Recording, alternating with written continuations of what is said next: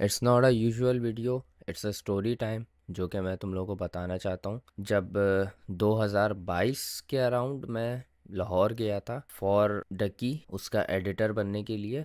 और मैं तुम्हें शुरू से सारी कहानी बताता हूँ कि मेरा क्या एक्सपीरियंस रहा इस चीज़ में। तो स्टार्ट से बात करते हैं। पहले ऐसा था कि मैं मीम्स बनाता था एंड मेरी एडिटिंग काफ़ी जो है स्मूथ लगती थी डकी को। काफ़ी वो मेरी पोस्ट लाइक करता था, काफ़ी उसको पसंद आ रहा था मेरा कंटेंट, इवन दो उसने मुझे फॉलो भी कर दिया था। Then one day I got a message from memes by Aakhir. Memes by Aakhir जो मुझे फॉलो करते आ रहे हैं वो जानते होंगे, मेरा फेलो मीमर था वो। तो वो मुझे मैसेज करता है, बोलता है आप अपना नंबर दो। मैंने कहा क्यों? तो वो कहता है कि डकी को चाहिए, वो आपसे एडिटिंग करवाना चाहता। तो मैं शॉक हो गया क्योंकि मेरी कभी डकी से डायरेक्टली बात नहीं हुई, कभी भी नहीं हुई। तो मैंने उसको नंबर दे दिया। देन नेक्स्ट सुबह मुझे डकी की कॉल आती है एंड ही आस्क मी कि जो है आपसे मैं एडिटिंग करवाना चाहता हूँ, अपने चार्जेस बता दो ये वो। तो मैंने उसको बताया। फिर हमने टाइम तय किया कि वो मुझे फुटेजेस भेजेगा और मैं एडिट करूँगा। Everything was doing going okay. कभी उसने मुझे पैसों पे कभी भी तंग नहीं किया, कभी भी उसने मेरी पेमेंट डिले नहीं की। इवन दो उसने मेरा पहला पीसी बिल्ड करने में भी मेरी काफ़ी हेल्प की थी, मुझे पैसे भेजे थे। तो हालांकि मुझे उसकी नीड नहीं थी, मैं बनवा सकता था,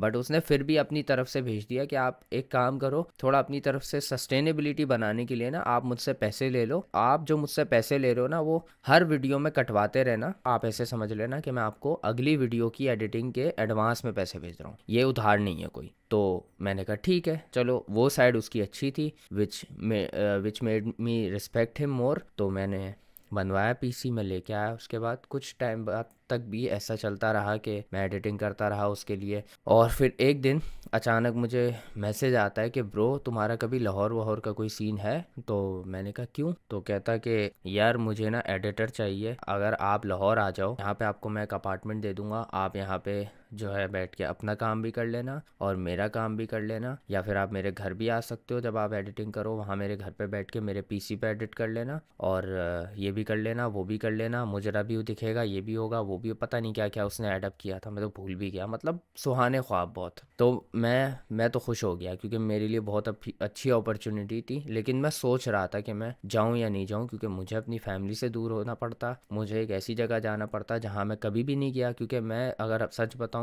तो मैं उस टाइम पहले कभी अकेला नहीं निकला था और मैंने कभी किसी दूसरे शहर में ट्रैवल भी नहीं किया था। तो वो मेरा फर्स्ट टाइम होना था। तो मैंने फैमिली से पूछा, फैमिली ने साफ सीधा मना कर दिया कि क्या मतलब तू ऐसे ही रहेगा, तू मतलब वहाँ दूसरे शहर में रहेगा? तो उन्होंने मना किया। फिर मुझे जे प्लेस की कॉल आई, जे प्लेस से मेरी बात हुई तो जे प्लेस ने बोला चला जा, अच्छी अपॉर्चुनिटी है, ऐसे तुझे और कांटेक्ट बनेंगे तेरे यूट्यूबर से, ऐसे तू और आगे बढ़ सकेगा। बच्चा था मैं, मैंने कहा हाँ यार ठीक है चलो चला जाता हूँ। घर वालों को थोड़ा मनाया, घर वालों ने भी काफ़ी मना करने के बाद फिर एंड में बोला ठीक है चला जा, ट्राई कर ले तू अगर तुझे करना है तो मेरी इससे बात हुई तो इसने बोला तुम एक काम करो, तुम टिकट कराओ जहाज़ से आ जाओ। मैंने कहा ठीक है। मैंने टिकट करवा ली, मुझे आइडिया नहीं था कैसे करवाते हैं, क्या सीन होता है। मैंने करवा ली। कोविड का टाइम चल रहा था उस दौरान। फिर मैंने इससे ना ऐसे ही पूछ लिया, मैंने कहा यार ब्रो वैक्सीनेशन का कोई सीन है क्या? बोला नहीं वो तो इंटरनेशनल फ्लाइट्स में होता है, डोमेस्टिक फ्लाइट्स में नहीं होता इंटरनेशनल वैक्सीनेशन का सीन। तो मैंने कहा कि अच्छा ऐसा है क्या? मैंने कहा फिर भी पूछ लो आप। इसने पता नहीं कैसे पूछा, इसने बोला नहीं नहीं ब्रो ऐसा कोई सीन नहीं है, मैं यार तो आप आ जाओ आ जाओ आ जाओ। मैंने टिकट कराई, मेरा फिर करीब आया टाइम निकलने का। मैं एयरपोर्ट गया, एयरपोर्ट पे जैसे ही मैं काउंटर पे पहुंचा उन्होंने बोला वैक्सीनेशन कार्ड दो। कार्ड कहाँ है ही नहीं। तो मैंने कहा वैक्सीनेशन कार्ड, ये तो डोमेस्टिक ट्रैवल है ना।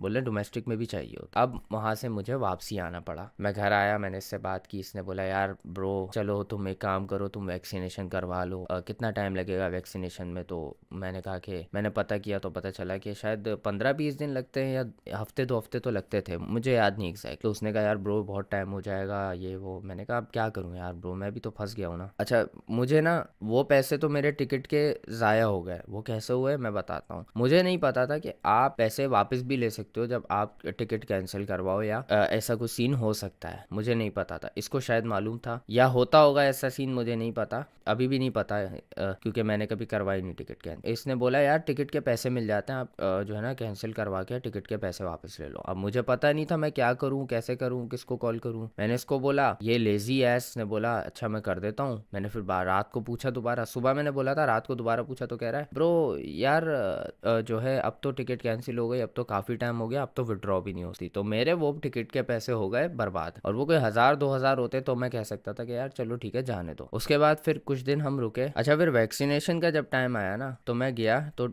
जो है डॉक्टर से मैंने प्रिस्क्राइब किया, क्योंकि डॉक्टर से मैंने इस चीज़ पे मशवरा लिया, क्योंकि मुझे उस टाइम एक जो है मसला था जो कि मैं नहीं बता सकता अभी भी। उस मसले की वजह से मैं वैक्सीनेशन नहीं करवा सकता था, और मैं कंफर्म करवाने ये डॉक्टर के पास गया कि मैं करवा लूँ या नहीं। तो डॉक्टर ने साफ मुझे मना कर दिया कि आप मत करवाओ, आपके लिए ये बहुत रिस्की है। तो मैंने कहा अब मैं क्या करूँ? तो मेरे भाई ने बोला कि चलो हम कोशिश करते हैं कि तुम्हारा एक जो है मतलब वैक्सीनेशन का टिकट निकलवा दें, कि तुमने एक वैक्सीन लगा ली है, किसी तरह निकल जाता है, पाकिस्तान में हो जाता है यहाँ। तो उन्होंने करवा दिया मुझे, और ये चीज़ मैंने डकी से भी डिस्कस की थी। तो डकी ने कहा था कि हाँ करवा लो, ये चीज़ फेक वाला करवा लो, कोई मसला नहीं। तो वो मैं फिर करके किसी तरह करा करू के मैं आया यहाँ पे लाहौर पहुंचा। लाहौर पहुंचने के बाद फिर जो है इससे मिला, बिलाल मुनीर से उसी दिन मिला जिस दिन फ्लाइट से मैं उतरा था। मेरा सामान गाड़ी में पड़ा हुआ है, मैं बिलाल मुनीर के साथ घूम रहा था, एंड एक और बंदा था, आई डोंट रिमेंबर। तो उसके बाद फिर हम लोग इसके घर आए। इसके घर आने के बाद मैंने इससे पहला सवाल पूछा कि यार ब्रो अपार्टमेंट का क्या सीन है। अब ये पॉइंट मैंने क्यों बोला, क्योंकि मैंने तुम्हें शुरू में बताया था इसने क्या बोला था, मैं आपको अलग अपार्टमेंट लेके दूंगा।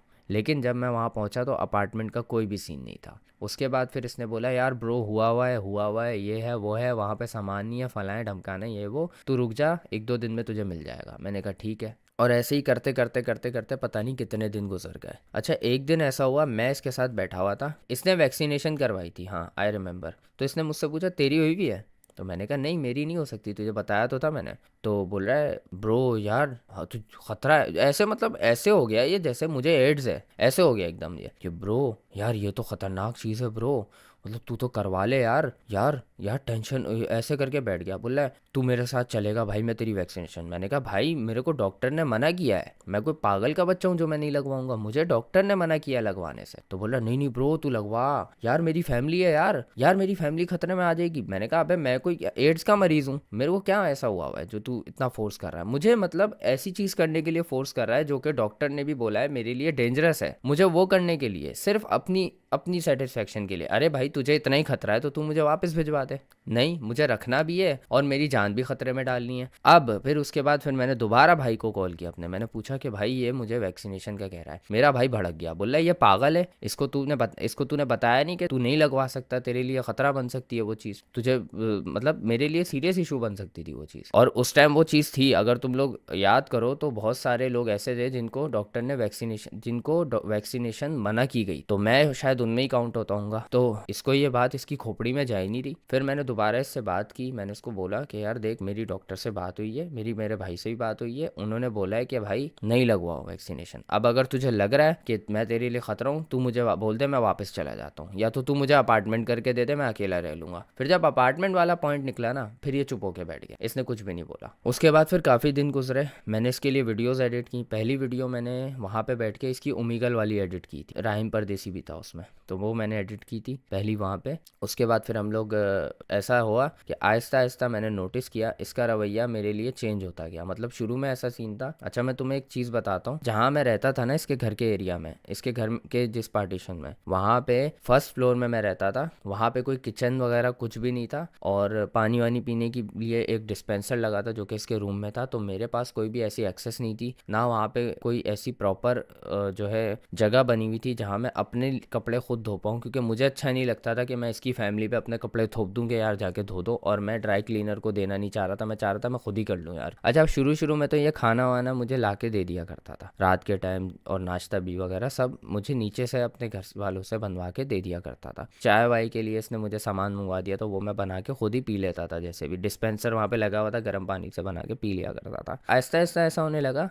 इसने ना खाना नहीं मुझे ला के देना ना वो कर दिया, मतलब ख़त्म ही कर दिया एक तरीके से। हालांकि शुरू में इसने मुझे कहा था कि खाना वाना तुझे मैं प्रोवाइड करवा दिया करूँगा, सब कुछ मैं करवा दिया करूँगा, तुझे किसी चीज़ की टेंशन नहीं, तू बस बैठ गेम्स खेल एडिट कर और चिल मार, मतलब ऐसी ज़िंदगी इसने मुझे बताई। खाना वाना मैं बाहर से मंगवाने लग गया। एक दिन ऐसा हुआ कि मैंने लजानिया मंगवा लिया। अब जाहिर है मैं बाहर का रोज़ रोज़ खा रहा हूँ यार, और लजानिया का मुझे नहीं पता था कि मुझे वो हज़म नहीं होगा। मुझे बाद में आके पता चला कि मैं लजानिया कंपेटेबल नहीं हूँ। तो मैंने वो खाया, वो खा के मुझे फूड पॉइजनिंग हो गई, मेरी तबीयत इतनी ख़राब हो गई कि मुझे वॉमिटिंग हो रही थी बार बार, और मेरे पेट में इतना कोई शदीद दर्द हो रहा था कि मुझसे सोया भी नहीं जा रहा था। अब सुबह के 7 बज चुके थे, मेरे से सोया नहीं जा रहा था। मैं इसके कमरे में गया, बराबर वाले ही रूम में सो रहा था। मैंने इसको उठाया मैंने कहा ब्रो मुझे ना पेट में बहुत शदीद दर्द हो रहा है, मुझे तू गोली ला के दे दे। अब इसने एक बात बोली, ब्रो तू बाहर का बहुत खा रहा है यार, यार तू बाहर का नहीं खा, बाहर का खाएगा तो ये हाल होगा। अरे बाहर का मैं खा किस वजह से रहा हूँ, क्योंकि तू खाना मुझे देता ही नहीं है, तो मुझे अरेंज तो खुद ही करना पड़ता है ना, नाश्ता मुझे खुद मंगवाना पड़ता है, मुझे खाना खुद मंगवाना पड़ता है सब, क्योंकि मैं तुझे बोलूंगा अब जाहिर है तू तो मुझे दिखता नहीं है, तू तो या तो नीचे होता है या तो बाहर होता था। मैं कॉल करके बोलता हूँ तो तू बोलता था अच्छा मैं भिजवाता हूँ, और काफ़ी टाइम तक मुझे मिलता ही नहीं था। तो मैं क्या करूँ, खाना तो खाना है ना यार, मैंने भूखा थोड़ी मरना है। और बहरिया टाउन जहाँ हम रहते थे वहाँ पे ऐसा सीन था कि एक पर्टिकुलर टाइम पे आके जो है सब बंद हो जाता था, तो मुझे जल्दी मंगवाना पड़ता था खाना अपने लिए कि मैं भूखा ना मरूं रात भर, क्योंकि ये तो जिम्मेदारी ले नहीं रहा था प्रॉपरली उस चीज़ की, तो मुझे बाहर से खा खा के ही वो हाल हुआ था मेरा। अब ये इसने बोला ब्रो तू बाहर का बहुत खा रहा है, तेरे पेट में दर्द ही होगा यार, तू एक काम कर तू वॉक करके आ जा। नींद में बोला इसने। मैं गया, मैंने वॉक की, मेरी मजीद हालत बिगड़ गई। मैंने वॉक करते हुए भी 5-6 दफ़ा बहरिया टाउन में पूरी उल्टियाँ करता हुआ आया हूँ मैं ऐसा हाल हुआ था, और वो इतना शदीद हो गया था दर्द कि मैं चलते हुए एक स्टेप ले रहा हूँ और मुझे जो है ना सुइयाँ चुभ रही हैं पेट में, इतना दर्द हो रहा था। मैं इसके बाद दोबारा गया, मैंने कहा ब्रो यार मैंने वॉक कर ली यार, कुछ भी नहीं हुआ, तू एक काम कर यार प्लीज़, तू दवाई मंगवा ले या कुछ भी कर ले, तू मुझे जो है ना एटलीस्ट इस पेन से निजात दिलवा दे किसी तरह। ये उठा बोल रहा है ब्रो यार तू तंग मत कर बार बार यार, मुझे सोने दे, ये बोला इसने, और चीख के बदतमीजी से बोला। मैं उस वक्त बिल्कुल मेरी हट गई, मैं कहा अब मैं इसको बोलूं क्या। मैं वहाँ कमरे से चुपचाप निकला। पौना घंटा मैं पैदल चल के गया हूँ, ना मेरे पास गाड़ी थी वहाँ पे, ना बाइक थी, ना साइकिल थी, पैदल पैदल मैं पौना घंटा पेट दर्द में, जिसमें मुझे एक स्टेप लेने पे सुइयाँ चुभ रही थी पेट पे, मैं पौना घंटा चल के गया हूँ बहरिया टाउन के हॉस्पिटल में, जो कि इसके जो है सोसाइटी जहाँ ये रहता है गेट के बराबर में बिल्कुल लेफ्ट में बना हुआ है। मुझे एग्जैक्टली जगह भी याद है, मैं पैदल गया था चल के वहां। मैं गया, कोविड का टाइम था एक्सट्रीम, वहां पे आप जो है मतलब आप हॉस्पिटल जा नहीं सकते, और मैं उस टाइम बिना वैक्सीनेट हुआ वो बंदा वहां पे हॉस्पिटल घूम रहा हूँ इसकी वजह से, क्योंकि ये जो है अपनी नींद नहीं थोड़ी सी ख़राब कर सकता कि मुझे नीचे से जाके या अपनी अम्मी से बोल के या किसी से बोल के मुझे दवाई दिलवा, तो मुझे पौना घंटा जाना पड़ा, रिस्क लेके मैं गया। मैंने वहीं पे खड़े खड़े दवाई पी, फिर वापस आया, थोड़ा बेहतर हुआ, थोड़ा सा बेहतर हुआ, फिर मैं लेटा, फिर मुझे नींद आई, और फिर जब उठा शाम के शायद 5 बजे, तो ये मेरे सामने खड़ा था मौत का फरिश्ता।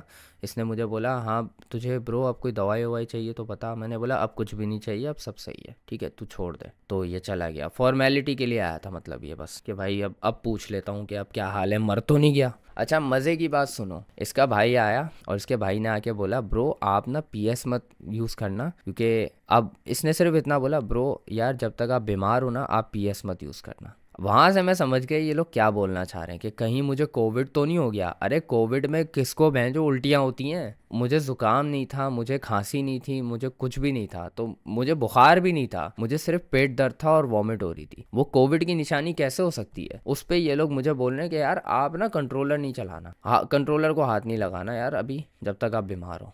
मैंने कहा यार मतलब बाय द वे मुझे ये बात जिया ने बोली थी, एंड भाई देखो मुझे कोई मसला नहीं है उस चीज़ से, ठीक है बंदा प्रिकॉशन लेता है अपने, बट आप ये तो समझो ना कि सामने वाले को हुआ क्या है। आप समझ रहे हो कि मुझे कोविड हो गया है, तो वो मुझे काफ़ी फ़नी चीज़ लगी थी और रूड भी लगा मुझे काफ़ी, कि आप समझे बिना एक स्टेटमेंट बना रहे हो कि क्या पता इसको कोविड हो गया हो। तो मैं फिर उस चीज़ से सही हो गया, रात तक ठीक हो गया था मैं, तो इतना बड़ा मसला नहीं था, बट बस मुझे एक गोली की ज़रूरत थी। और फिर आहिस्ता आहिस्ता ऐसे ही दिन गुजरते गए, और इसका रवैया अजीब सा होने लगा मेरे साथ। मतलब मैं इससे बात कर रहा हूँ तो ये चिढ़ के या तो ये जवाब ही नहीं दे रहा, बार बार पूछने पे दे रहा है तो ऐसे करके दे रहा है, मतलब जैसे इग्नोर कर रहा है मुझे। तो मैं फिर इसको ज़्यादा मैं भी बात नहीं करता था, मैं भी, और मैं इससे बार बार अपार्टमेंट का भी पूछता रहता था। इस चीज़ को कोई आधा या महीना या 20 दिन हो चुके थे, सही है, महीना ख़त्म होने पे मुझे अपने घर जाना था क्योंकि मेरे भाई की शादी थी। 20 दिन हो चुके थे, मैं इससे तकरीबन डेली पूछता था कि यार अपार्टमेंट का क्या सीन है, और ये यही बोलता था कि अपार्टमेंट का हो गया। मैं भी चलते रहने दे रहा था।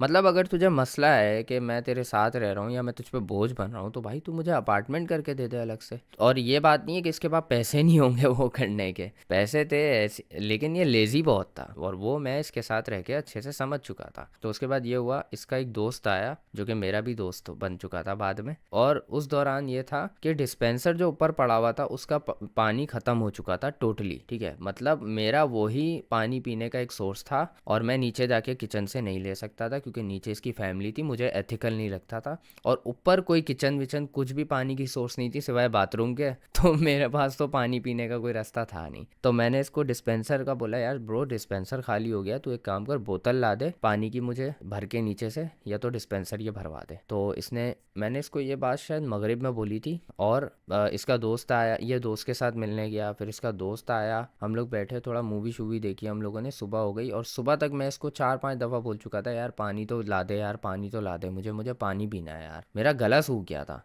और मुझे ज़रूरत थी पानी पीने की। तो मैं कहा क्या करूँ, कहाँ से पीऊँ। तो ये ला के ही नहीं दे रहा, ये बस ये कह देता था हाँ ला रहा हूँ यार, ला रहा हूँ ला रहा हूँ ला रहा हूँ। तो मूवी हमने देखी, हम लोग सोने की तैयारी करने लगे। मैंने अपने जिधर अभी ये रहता है ना रूप के साथ, जिस कमरे में, मैं उस कमरे में सोता था। तो मैंने इसको निकलने से पहले बोला कि यार ब्रो मैं ना जा रहा हूँ, तू एक काम कर, मुझे पानी की बोतल नीचे से भर के ला दे। तो इसने कहा ओके। ये गया नीचे, मेरे सामने मुझे नज़र आ रहा था ये नीचे जा रहा है। ये ऊपर आया और कमरे में घुस गया, अपने बंद कर दिया कमरा। मैं थोड़ी देर सोच रहा है ये शायद अभी निकलेगा, अभी निकलेगा, ये शायद भूल गया होगा, इसको रियलाइज़ होगा निकलेगा। फिर मैंने इसको कॉल की तो ये कॉल नहीं उठा रहा मेरी। मैंने फिर इसको मैसेजेस किए कि ब्रो यार मुझे पानी ला दे, मुझे प्यास लग रही है, इग्नोर। तो मैं फिर तंग आके सो गया, मैंने कुछ भी नहीं किया, मैं सो गया। मैं सुबह उठा, सुबह उठ के मैंने गेट खोला, बाहर इसका काम वाला आया हुआ था, मैंने उसको बोल दिया कि यार मुझे पानी ला दो, तो वो फटाफट ले आया। फिर इसके बाद मैं इसके कमरे में गया, मैंने गेट खोला, सिर्फ मैंने गेट खोला है पानी पीने के लिए, और मैं वहाँ खड़ा होकर पानी भर रहा हूँ। तो ये फ़ौरन से पीछे से चीख के बोलता है, यार दरवाज़ा बंद कर, एसी चल रहा है, ऐसे बदतमीज़ी से। तो मुझे वो बहुत रूड लगी कि यार मतलब तू मेरा ख्याल रख नहीं रहा है, मैं यहाँ पे आया हूँ तेरे लिए, भले तू मुझे पैसे दे रहा है, लेकिन इतनी बदतमीज़ी और इतना रूड होने का वजह क्या है कि तू मेरे साथ बात बात पे रूड हो रहा है। तू मुझे आराम से नहीं बोल सकता कि यार दरवाज़ा बंद कर दे यार, एसी चल रहा है, और तू नींद से उठ के मुझे ये बात बोल रहा है।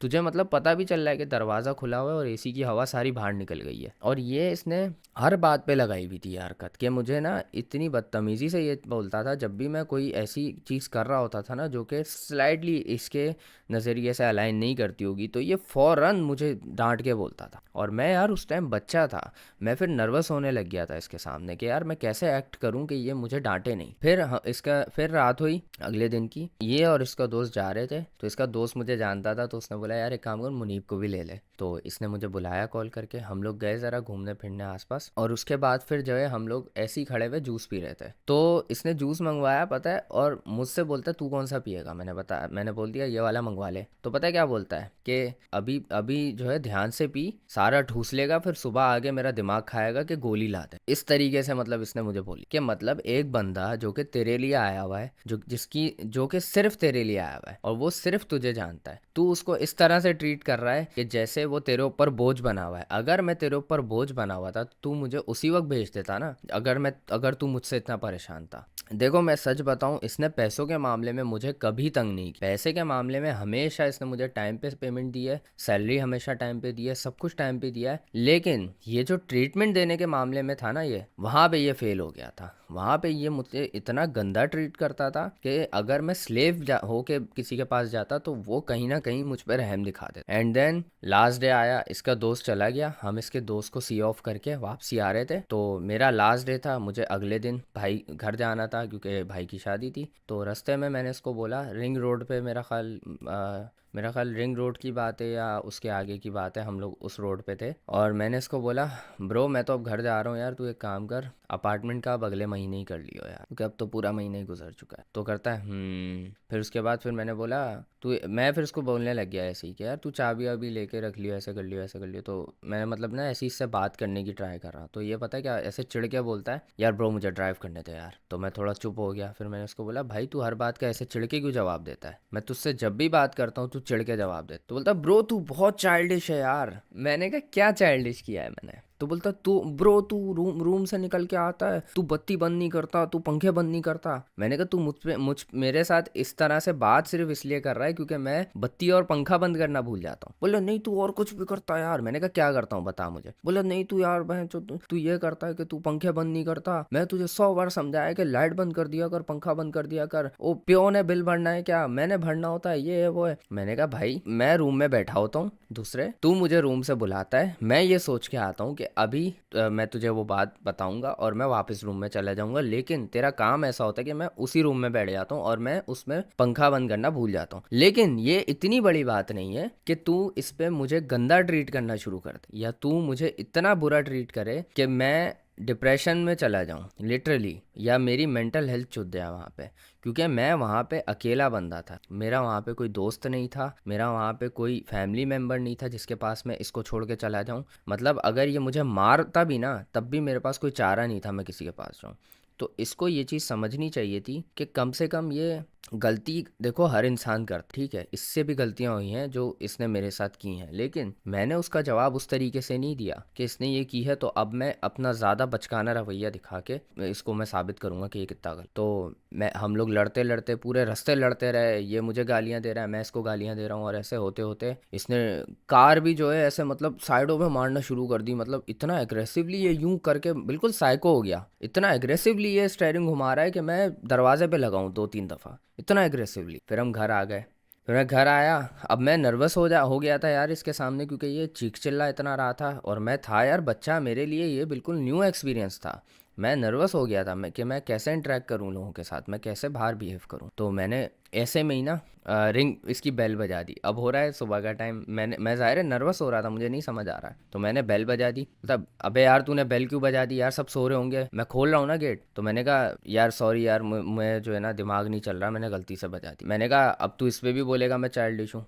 तो फिर यूं करता है, ब्रो आई स्वेयर गांड मार दूंगा मैं तेरी, समझ आई, तू मेरे पेशेंट्स को टेस्ट कर रहा है, मैं तेरे को गांड मार दूंगा यहीं पे, ये कर दूंगा वो कर दूंगा। ऐसे करके ना पूरा ये फुल मेरे ऊपर ऐसे हो गया कि अब ये मुझे मारेगा पकड़ के, और मैं पिट भी जाता इससे अगर ये मुझे मारता, क्योंकि वहां पे मेरा कोई कोई नहीं था बचाने वाला। तो मैं अब गया और मैंने ये चीज़, मैं जाके बैठ गया अपने रूम में चुपचाप, और मैंने ये सोच लिया कि मैं अभी के अभी सामान पैक करूँगा, एयरपोर्ट जाऊँगा, टिकट मेरी हुई भी है, और मैं रात वहीं गुजार के सुबह निकल जाऊँगा कराची। इतने में ये रूम में आता है, बोलता है यार तूने क्या बात करनी थी आजा कर ले। मैंने कहा भाई मुझे अब कोई बात नहीं करनी, तू चला जा, मैं अपने आप पे वर्क करके अपने आप को मेच्योर बना लूँगा। तो बोलता है यार ब्रो मेरी तबीयत ख़राब है, तू ऐसे कर रहा है वैसे कर रहा है। मैंने कहा क्या कर रहा हूँ मैं तेरे से अपार्टमेंट की बात कर रहा हूँ, तू चिढ़ के जवाब दे रहा है, मुझे बदतमीज़ी कर रहा है तू मेरे साथ बैठ के। तो बोल रहा है यार तू ये करता है वो करता है, ऐसे करता है वैसे करता है, ये देख रूम की हालत देख इधर आके। अच्छा रूम की हालत मैं तुम्हें बताता हूँ कि ऐसी क्यों हुई भी थी। असल में इसकी टेबल थी, टेबल का ये वाला जो एरिया है ना वहाँ पे रैपर वगैरह पड़े हुए थे, और मैं वो वहाँ पे क्यों रखता था, क्योंकि फर्स्ट डे से इसने मुझे बताया कि रैपर इधर ही रखते, क्योंकि वहाँ पे कोई डस्टबिन नहीं था कोई और बाहर जाके मैं थैलियाँ उड़ा के फेंक नहीं सकता था, क्योंकि जाहिर है यार वो सिक्योरिटी वगैरह फिर बोलती है। तो मैंने कहा मैं कहाँ फेंकूँ, तो मैं टेबल पे रख दिया करता था कि सुबह सफाई वाला आएगा वो साफ कर दिया करेगा। लेकिन 3-4 दिन से ऐसा हुआ कि सफाई वाला नहीं आया, तो मैं बर्तन भी उधर ही रख देता था कि वो ले जाएगा इस आस में, और मैं सारे रैपर भी उधर ही रख दिया करता क्योंकि वहाँ पे डस्टबिन नहीं था। तो कहने लगे ये तो कचरा किया हुआ है। मैंने कहा तो मैं कहाँ फेंकूँ यार, मैं बाहर फेंकूँ जाके सड़क पे फेंक दूँ, मुझे डस्टबिन मैं कहाँ फेंकूँ, मुझे तो डस्टबिन ही नहीं नजर आता इधर। तो बोलता है कि तू जो है ऐसे खोल के आ जाता, पंखे लाइटें प्यो ने कोई बिल भरना है क्या भाई, ऐसे ज़ाया कर रहा है। मैंने कहा भाई मैंने कोई पूरे पूरे दिन जला के रखे हुए हैं क्या पंखे लाइटें फजूल की, थोड़े से अगर देर के लिए हो गया तो तू मुझे समझा नहीं सकता कि यार बेवकूफ़ी तो ज़ाहिर है मैं कहीं ना कहीं ऐसी कर दूंगा, लेकिन इसका जवाब तू मुझे इस तरह तो नहीं देना कि तू मुझे गंदा बिहेवियर से तू मुझे उसका जवाब दे रहा है, मुझे गंदा फील करा के दे रहा है। और यकीन मानो उस टाइम मेरी मेंटल स्टेट उस टाइम इतनी ख़राब हो गई कि मैं इसके सामने खड़े खड़े रो गया।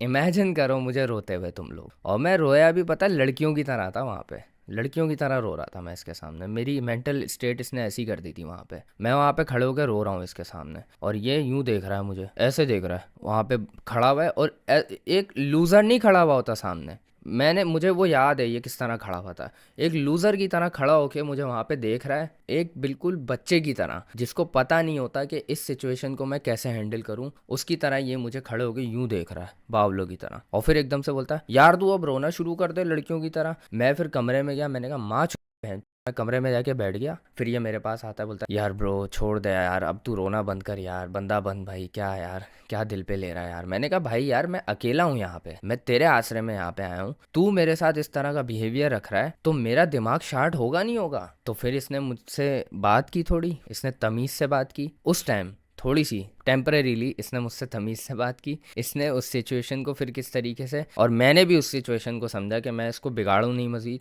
क्योंकि वो अपनी तरफ से कोशिश कर रहा था तो मैंने उसका साथ दिया। मैंने कहा चल ठीक है, मैं भी ट्राई करता हूँ। फिर अगले दिन मैं निकलने लगा। मैंने निकलते निकलते फिर उसको बोला कि यार ब्रो देख, अगर तेरे पास पैसे नहीं है, अपार्टमेंट तेरे से नहीं हो पा रहा है तो मुझे बता दे, मुझसे बहाने मत कर मुझसे। देख अगर तू अपार्टमेंट कर देगा तो ये सारे चकलों से, ये सारे फड्डों से हम लोग बच जाएंगे। तो बोलता है भाई ब्रो अपार्टमेंट हो गया है, ये देख मैंने टेक्स्ट किया हुआ है, मुझे व्हाट्सएप दिखा रहा है, ये देख मैं बात कर रहा हूँ। मैंने कहा हाँ ठीक है, अगर नहीं हो सके तो मुझे बता दे, मुझे आश्रय मत दे। तो इसने कहा ठीक है, तू हफ्ते 10 दिन बाद आ, सब तुझे रेडी मिलेगा, तू अपार्टमेंट में होगा अपने। मैंने कहा ठीक है चलो। अब ये हो गया स्टोरी का फर्स्ट पार्ट। अब आ जाते हैं सेकंड पार्ट पे। सेकंड पार्ट पे क्या हुआ कि इसने मुझे कहा कि तू अपना पीसी भी लिया, तू अपना जो हो सके लिया, और अपार्टमेंट वगैरह तेरा हो चुका है। तो मैं अपना पीसी कुरियर करवा के वहाँ पे मैं डिलीवर करवा चुका था, अपना एलसीडी वगैरह सब करवा चुका था। बाय द वे मैंने एक नई एलसीडी भी खरीदी थी, ये वाली जो आज मैं यूज़ कर रहा हूँ, ये वाली। तो ये मैंने वहाँ खरीदी थी, तो ये भी मैंने वहाँ डिलीवर करवाई थी। तो मेरे पास अब एलसीडी, पीसी और जो है ये सब सामान था। फिर मेरे अपने कपड़े थे, और मुझे ये था कि अब मुझे यहाँ पे लॉन्ग टर्म रहना है, तो मैं यहाँ पे अच्छा खासा सामान ला के रख लेता हूँ, ताकि मुझे बार बार जाके किसी चीज़ के आश्रय में ना रहना पड़े। और क्योंकि इसने मुझे ये बात कही थी कि अब तो लॉन्ग टर्म काम करना है। तो वो अपार्टमेंट हुआ, मैं उस अपार्टमेंट में गया। वहाँ पे पहले मैंने अपना पीसी सेट किया किसी तरीके से, टेबल खरीदी, छोटी सी टेबल, मतलब कोई ऐसी नहीं हैवी टेबल नहीं, कोई 1500-2000 वाली प्लास्टिक की जो टेबल होती है। वहाँ पे मैंने बस एलसीडी रख दी, तो वो मैंने किया। फिर मैंने इंटरनेट लगवाया वहाँ पे अपने लिए। उसके बाद फिर मैंने जो है बाकी बैग खरीदा एक और एक्स्ट्रा, ताकि मैं उसको भी यूज़ कर सकूं मज़ीद कपड़े लाने के लिए। कहीं कल को अगर मैं ज़्यादा दिन यहाँ पे रहता हूँ, महीने से ज़्यादा, तो मेरे पास कपड़े हों मौजूद, और गंदे और साफ़ कपड़े अलग मैं कर सकूं। ये सब के लिए मैंने इतना सामान मंगवा लिया। अब ऐसे करते करते करते करते 20 दिन गुजर गए। इसने मुझसे 20 दिन में एक ही वीडियो बनवाई थी बस, उससे हुसैन तरीन वाली। अच्छा, उस दौरान भी ना ये हुआ कि हुसैन तरीन वाली वीडियो में इसने एक पॉइंट रेज किया कि तू जो मीम्स डाल रहा है ना वो बहुत लो क्वालिटी, इनको तू 1080p में डाल। मैंने कहा ये कैसे होता है, मतलब एक वीडियो जो पड़ी हुई ही 480p में इंटरनेट पे, उसको मैं 1080p कैसे करूं? बोला कन्वर्टर से कर ले। मैंने कहा कन्वर्टर से हो तो जाएगी, वो उसको स्केल अप कर देगा, लेकिन डब्बे डब्बे तो फिर भी नजर आएंगे, वो डब्बे में कैसे खत्म करूं? ये कौन सा एआई आया है? तो इस तरह के पॉइंटलेस बातें ये करने लग गया, मेरी एडिटिंग में कीड़े निकालने लग गया। तो मुझे भी वो चीज़ मुझे समझ आ रही थी। उसके बाद फिर ये हुआ कि जो है मैं इसके पास बिल्कुल जाना छोड़ दिया। मैं इसके पास जाता ही नहीं था, मैं बैठता ही नहीं था, क्योंकि भले इसने उस वक्त मुझसे नाइसली बात कर ली थी, बट मैं वो चीज़ नहीं भूल सकता जब इसने मुझे प्यासा सुलाया था रात को, जब इसने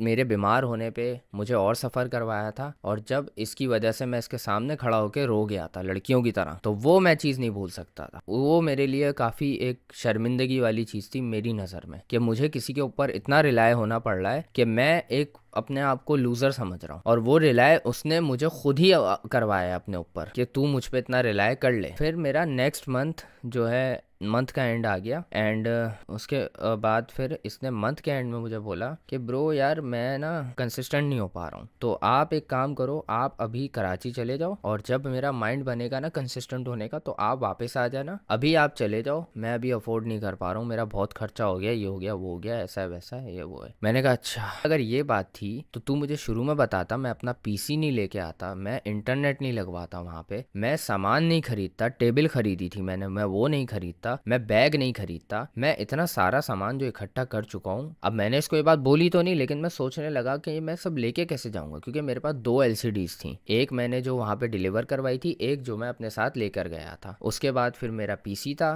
फिर उसके बाद मेरे 2 बैग थे, और ये सारा सामान मुझे अकेले लेके जाना था। टेबल मजबूरन जो मैंने खरीदी थी, थोड़ी अच्छी टेबल थी वो, मतलब थी तो वो मतलब डिनर करने वाली टेबल जो प्लास्टिक की होती है फोल्डेबल, बट वो थोड़ी प्रीमियम थी थोड़ी, तो वो मैंने खरीदी थी। अब वो मजबूरन मुझे वहीं छोड़नी पड़ी, क्योंकि वो प्लास्टिक वाली थोड़ी वॉबली होती है, उसमें ना गिरने का खतरा रहता है। अब वो मजबूरन मुझे वहीं छोड़नी पड़ी, क्योंकि वो मैं लेके आ नहीं सकता था। उसके बाद फिर इंटरनेट का सीन ये था, अब मेरे साथ ना एक पार्टनर रहता था, एक तो रजा समूह का एडिटर रहता था, और एक उनका दोस्त रहता था। तो हम 3 लोग रहते थे फ्लैट में, जो कि इन लोगों ने मिलके लिया हुआ था। अब मेरे साथ जो रहता था ना, उस लड़के ने जब ये बात सुनी ना, उसने कहा ब्रो ये क्या चुतियापा है, मतलब अगर इसने तुझे रखना नहीं था तो ये तुझे पहले बता देता, जब तू ये सब सामान सामान मंगवा रहा था। एकदम से ऐसे कैसे फैसला ले सकता है ये तुझे पहले बता देता ताकि तू ये सब सामान नहीं लेके आता। एकदम से ये तेरे सर पे ये बम फोड़ रहा है और तुझे अभी कह ले अगले ही दिन निकलना था।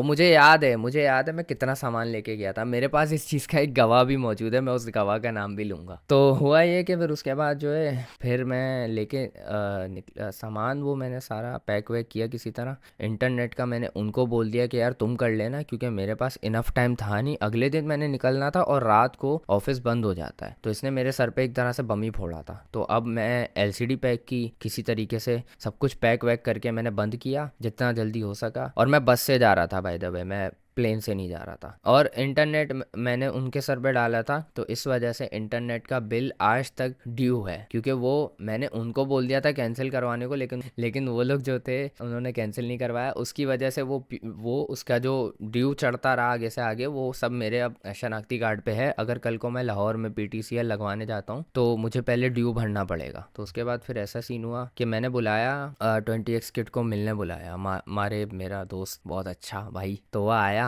उसको उस वक्त मैंने कोई भी जो है ये सिचुएशन नहीं बताई। तो हुआ ये कि उससे मेरी बात हुई और हम लोग ने चिल किया। उसके बाद फिर मैं निकलने लगा तो मेरे पास 2 बैग, एक सीपीयू, एक एलसीडी और ये सब था। अब एलसीडी इसने मुझे बोला था कि मैं तुझे कुरियर करवा दूंगा, लेकिन मुझे अब इसका कोई एहसान नहीं लेना था, क्योंकि ये देखो इतना लेजी है। अगर मैं राज़ी हो जाता ना इसको बोल के कि भाई तू कुरियर करवा दे, तो मुझे तो 1 साल तक वो एलसीडी मिलती ही नहीं। इसने कहा था कि कल को मैं कराची आऊँगा तो मैं ले आऊँगा। अब ये कराची कब आता मुझे क्या पता होता। दूसरे इसने कहा कि मैं कुरियर करवा दूंगा, और मैं जितना इसको जानता हूँ ये कभी कुरियर नहीं करवाता, क्योंकि जो इंसान उठ के नीचे से दवाई ला के मुझे नहीं दे सकता वो एक कुरियर करवाने के लिए जाएगा, इतना कोई थोड़ी है वो। तो मैं उस पर रिलाई नहीं किया। मैंने कहा मैं सब उठा के लेके जाऊंगा खुद। मैं किस तरह लेके गया हूँ मुझे याद है। 20x किड जो है उसने मेरे साथ बैठ के, उसने मेरे साथ गाड़ी में वो सारा सामान रखवाया है, और उसको अच्छे से याद होगा कि मैं किस तरह से पीसी लेके गया। उसके बाद फिर मैंने सारा सामान रखा, मैं बस में बैठा और मैं आ गया, और मैंने लिया सुकून का सांस। और उसके बाद मैंने इससे बात भी करना छोड़ दी, अनफॉलो कर दिया, सब कर दिया जो हो सका। मैंने इससे बात भी नहीं की उसके बाद कभी। एंड मैंने मेरे काफ़ी दोस्तों को और उनके दोस्तों को भी ये बात पता है। जैसे थग्स ऑफ पाकिस्तान को ये पूरी सिचुएशन पता है। मैंने उसको बताई थी, आने के मेरा ख्याल 4-5 दिन में बता दी थी। फिर मैंने एनटीडी को भी शायद बताई थी, शैजी को, 20x किड को, और उसके अलावा नोमी को एक दिन बताई थी। नोमी को भी बताई थी मैंने ये बात। जब थग्स ऑफ पाकिस्तान नोमी को लेके आया था और उसने कहा, थग्स ऑफ पाकिस्तान ने मुझे कहा तू ये बात इसको बता, तो मैंने कहा कि चलो बता देते हैं। फिर मैंने सारी सिचुएशन उसको बताई, उसने सुनी और उसने कहा you should get public about this situation, ये आपको स्टोरी सबको सुनानी चाहिए। और मुझे उसका कोई पॉइंट उस वक्त भी नहीं ये कोई मेरा ख्याल 1.5 साल पुराने या 1 साल पुरानी बात है, जब मैंने नोमी को थग्स ऑफ पाकिस्तान के थ्रू ये बात सुनाई थी। मेरा ख्याल है मैंने सुनाई थी। तो उसके बाद फिर ये हुआ कि मुझे पॉइंट नहीं मिल रहा था, पॉइंट नहीं लग रहा था। लेकिन अब आजकल जब सारे ही लोग अपने एक्सपीरियंस इसके साथ बता रहे हैं तो मेरा तो एक्सपीरियंस बनता है। एंड बाय द वे मेरे बाद इसने एक और एडिटर रखा था, और उस एडिटर के साथ तो इसने बहुत ही गलत किया था, मतलब मेरे से भी 100 टाइम्स गुना घटिया सलूक, जब ये व्लॉगिंग एरा में चला गया था। अब बाय द वे हाँ, एक और सीन, जब इसने व्लॉगिंग स्टार्ट की, जब मैं कराची आया ना उसके कुछ दिन बाद ही मैंने देखा था ये व्लॉगिंग वीडियोस डालने लग गया है। तो ये व्लॉगिंग एरा से पहले की बात है। लास्ट इसने रोज़ शायद हुसैन तरीन पे डाला है, उसके बाद नहीं डाला है, और वो ही वीडियो थी जो मैंने एडिट की थी। उसके बाद मैंने कोई इसकी वीडियो एडिट नहीं की, ना इसने करवाई, और उसके बाद ये व्लॉगिंग में ही पड़ गई। So this was my story. इस स्टोरी को इसलिए रिवील करने आया हूँ क्योंकि काफ़ी लोग जानते थे कि मैं इसके साथ रहा हूँ, काफ़ी टाइम तक रहा हूँ, इसका एडिटर भी रहा हूँ। तो भाई दैट्स इट।